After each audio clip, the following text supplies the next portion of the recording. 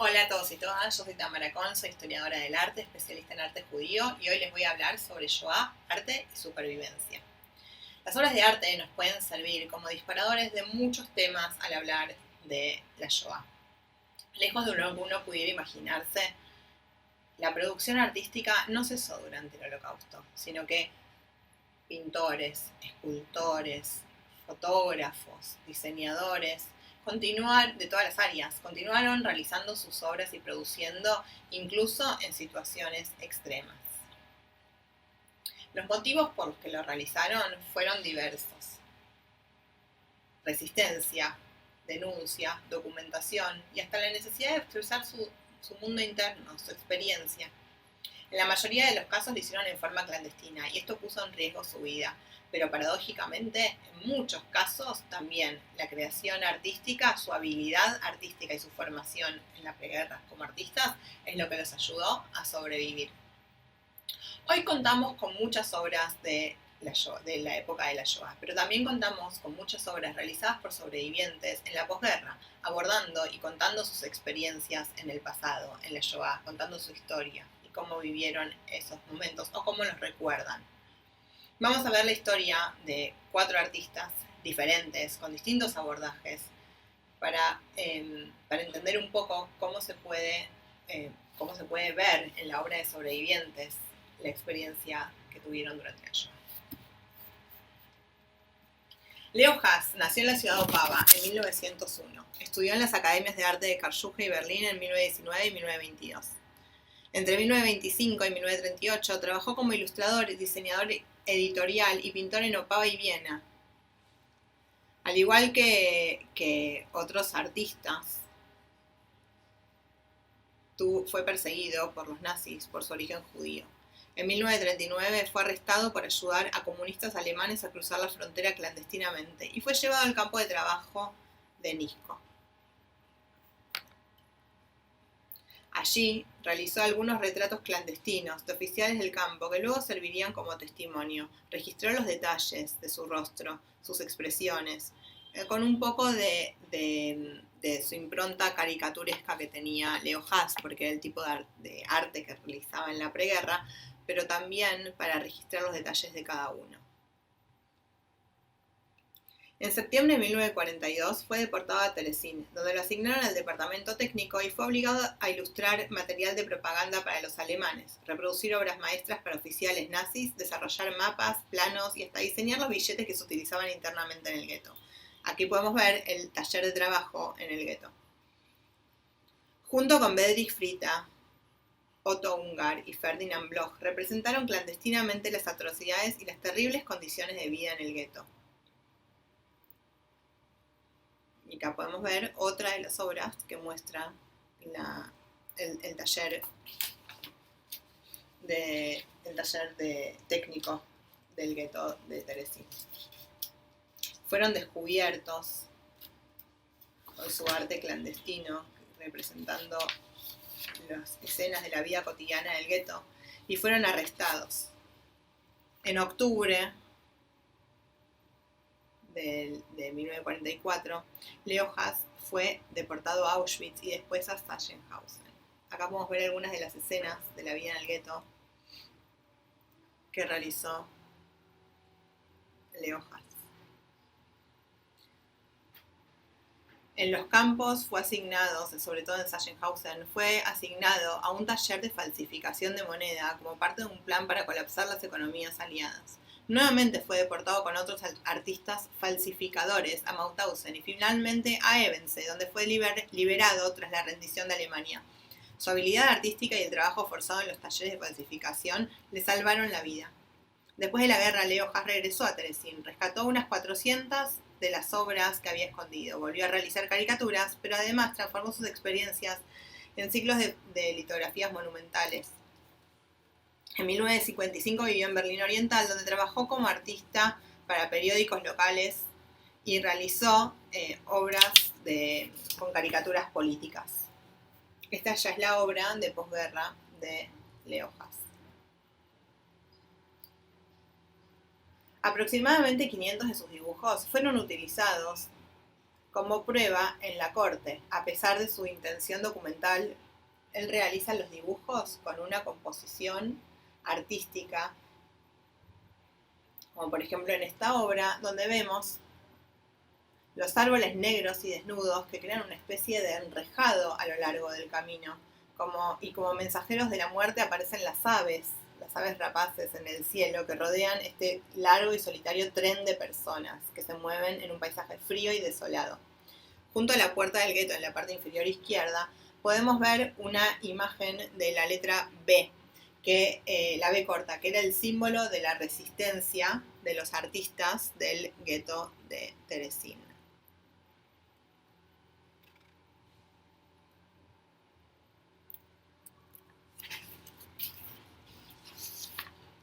A diferencia de los dibujos clandestinos que hizo a modo de resistencia y de documentación de los hechos ocurridos, en sus caricaturas de posguerra Haas representa hechos históricos a modo de denuncia o los representa como recuerdo, como recuerdo del aniversario de ciertos hechos históricos. Por ejemplo, en esta obra vemos la caricatura de un nazi esquelético prendiendo fuego a la palabra Lidice, es una acuarela. Se ve la destrucción de la ciudad de Lidice en 1942 en represalia por el asesinato de Reinhard Heydrich por medio de un Hitler que tiene el uniforme de la SS y que está prendiendo fuego a la palabra Lidice sobre un mapa de Checoslovaquia. Otra artista que también encontró en el arte un modo de resistencia y de supervivencia es Esther Lurie. Nació en Lepaya, cerca de Riga, pero estudió diseño teatral y después estudió arte en Bruselas y en Antwerp. Pero en los años 30 emigra a Palestina y se une a su familia y en 1930, expone en Jerusalén, en Haifa, gana premios y en 1939 regresa a Bélgica para seguir estudiando y visita a su familia en Letonia y Lituania. En junio de 1941 es arrestada por los alemanes tras la ocupación mientras visitaba a su hermana en Kovno y es deportada al gueto. Igual que Leo Haas en Terezín, su formación artística le salva la vida. Bajo las órdenes de los alemanes, Lurie comienza a pintar paisajes, retratos, pero por pedido de Hanan Elkes, la máxima autoridad del Judenrat de Kovno, comienza a documentar escenas del gueto. Forma un grupo de artistas y entre ellos empiezan a documentar escenas de la vida cotidiana en el gueto. Acá vemos a los prisioneros en un campo de papas buscando comida. Acá vemos una deportación. Acá podemos ver el portón del gueto. Y después vemos escenas, paisajes, donde se puede ver cómo era el gueto. Rodeado de alambres de púa, y las distintas características que podemos aprender de las obras de Lurie que documentan cómo era el gueto de Kovno.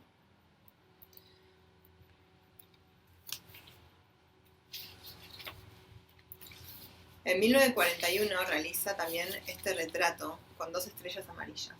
Se llama Retrato de una joven con 2 estrellas amarillas. Es una obra que posteriormente ganaría un premio en Israel, el premio de arte Dizengoff.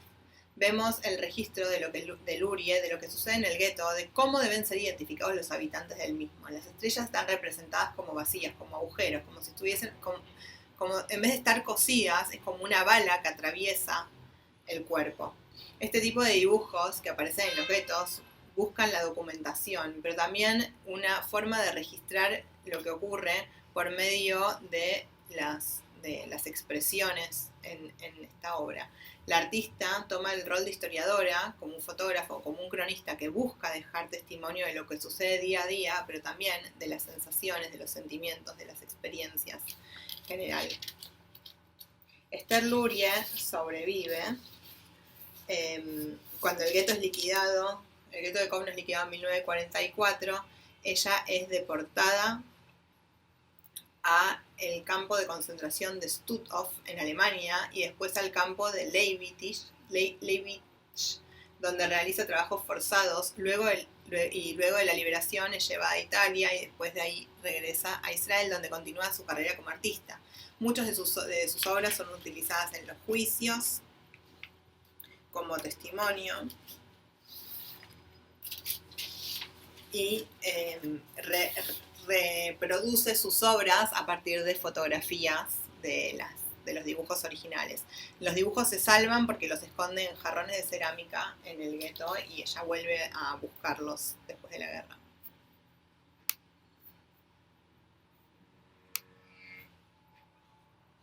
A diferencia de los artistas de Teresina y Kovno, de los artistas de los guetos que crean en la clandestinidad y bajo condiciones de supervivencia extrema, hay otros artistas sobrevivientes que expresan su experiencia en su obra una vez concluida la guerra. Cuando finaliza la guerra, los medios de comunicación muestran fotografías, filmaciones de los campos, se cuentan sobre los crímenes de la guerra constantemente y hay una sobreexposición a este tipo de imágenes muy explícitas de las fosas comunes, de los cadáveres, de los sobrevivientes en los campos de desplazados, etc. Y ante estas imágenes, los artistas generalmente eligen un estilo más abstracto. Un ejemplo es el artista polaco Mordechai Ardon,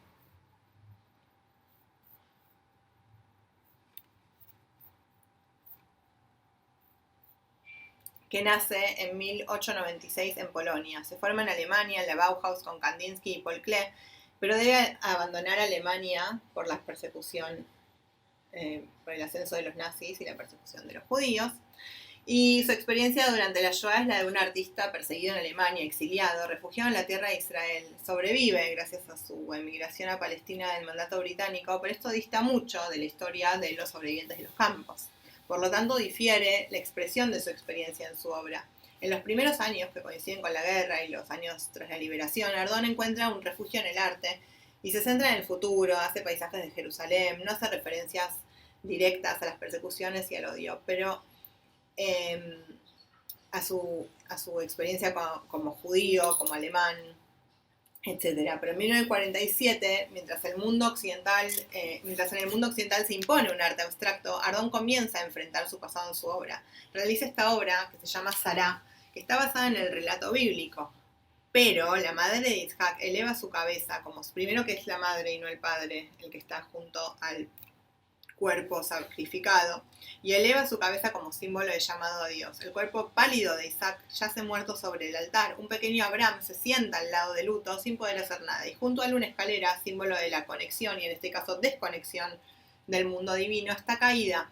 Dios no salva a Isaac en este caso. En la obra se expresa su enojo por no haber salvado al pueblo de Israel y por haber permitido que suceda el holocausto. Adapta el relato bíblico a los hechos históricos.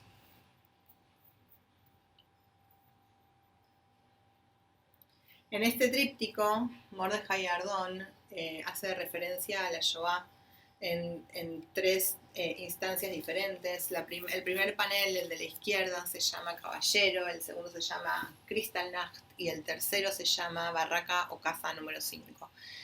Cada uno hace referencia a otra instancia. El primero muestra la destrucción de las casas típicas medievales alemanas, pero la de adelante de todo se ve como el pueblito alemán con la iglesia más alta sobre las otras casas, y se ve una casa destruida y después se ven distintos tipos de imágenes, un uniforme, una cruz de hierro, un uniforme de la SS, una cruz de hierro, una bandera roja, una especie de perfil realizado con un trozo de periódico y una mancha roja que puede ser entendida como un bigote, y esa cruz en un círculo que puede ser el ojo, que aluden a la imagen de Hitler. Y bueno, muestra un poco la Alemania nazi y la destrucción de las casas judías. Mordechai Ardon no utiliza esvásticas en su obra, sin embargo, las cruces representan, en este caso, las esvásticas. En el panel del centro, que se llama Kristallnacht, y que está particularmente relacionado con su experiencia como judío alemán, ¿no? Él hace referencia a los alemanes, a su origen alemán, a que se tiene que escapar de Alemania, y en el panel del medio muestra la destrucción del pueblo judío. El pueblo judío son los bolos caídos, que están controlados por esas dos manos, que están los bolos caídos a la derecha de la obra, que están conectados por hilos a las manos, que son las manos de la creación del hombre de Miguel Ángel de la Capilla de Sixtina, pero que están manejadas por hilos, como marionetas. Al mismo tiempo hay una cara del hombre, del Adán, de la creación del hombre de Miguel Ángel, pero tiene también la cara, el lado oscuro, la sombra, la parte negra y oscura del ser humano.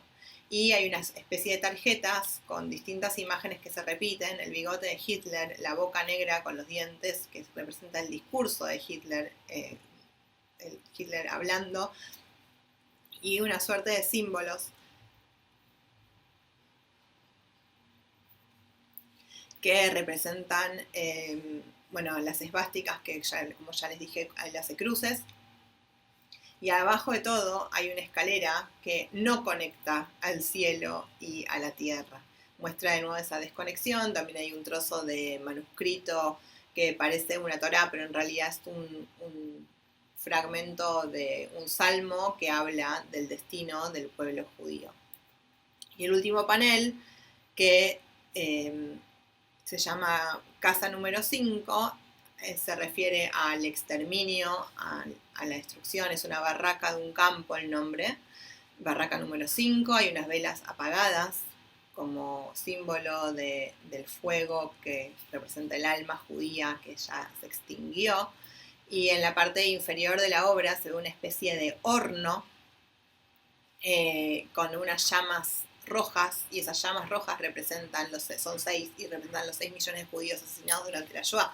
Pero además hay unas llamas que están flotando por diferentes partes de la obra, que son esas llamas que están como quedaron flotando en el espacio, que ni siquiera tienen un lugar de entierro. Y el último caso es Samuel Bach, que es un artista que nace en Lituania en 1933 y queda atrapado en el gueto de Vilna, pero logra escapar y se oculta, después es descubierto, después es de vuelta deportado al gueto de Vilna. Después es también deportado a un campo de trabajo, finalmente logra escapar y esconderse hasta el final de la guerra, y vive en campos de desplazados en Alemania entre 1945 y 1948, cuando emigra a Israel. Allí estudia arte, se forma como artista, y en los años 70 comienza a realizar algunas obras relacionadas con su pasado. Esta obra se llama Gueto, donde se puede ver particularmente la experiencia de Bach en Vilna, donde se ve un gueto hermético, donde hay una especie de fosa en el centro con forma de ese Maguen David con tonos amarillos, pero es como una especie de fosa, y todo el gueto en sí mismo tiene forma de lápida. Esto está relacionado con la historia de los guetos en la parte más oriental, en la parte de la Unión Soviética y de la conquista después de la Operación Barbarroja en 1941. Tiene que ver con el asesinato por medio de las balas, y tiene que ver con la experiencia de Bach en el gueto de Vilna y su intento de escapar y esconderse constantemente. Otra obra que realiza es In Memoriam, que es más como un memorial que realiza en su pintura, donde se ve una montaña de cenizas en el centro y un Maguen David amarillo con la piedra muy característica de Jerusalén, donde se ve una especie de monumento, de lápida en un paisaje verde vacío, desolado, que nos recuerda a los bosques que se puede ver que en muchos lugares no quedó nada, donde están las fosas, donde están como esos lugares desolados.